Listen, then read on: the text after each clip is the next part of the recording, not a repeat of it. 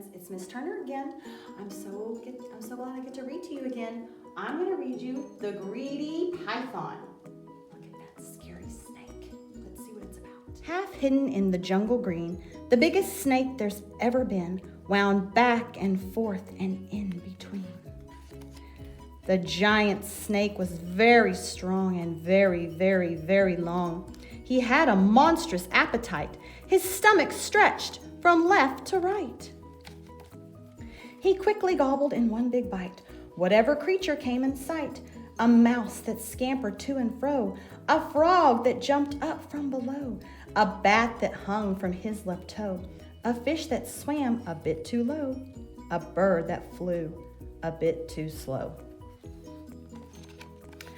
A porcupine still half asleep, a monkey who was in mid-leap,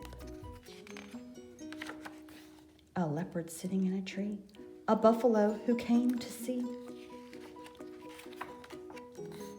an elephant complete with trunk was swallowed in a single chunk. "I'm far too big to eat," he cried. "Oh, no, you're not," the snake replied. At last the python's meal was done, and he lay resting in the sun.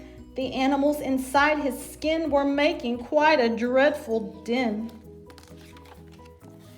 And when they all began to kick, the snake began to feel quite sick.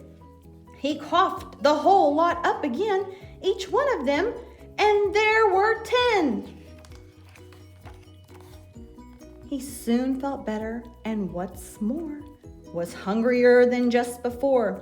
He hadn't learned a single thing. His greed was quite astonishing. He saw his own tail, long and curved, and thought that lunch was being served. He closed his jaws on his rear, then swallowed hard and disappeared. Can you believe that greedy python ate himself? What a silly snake he is.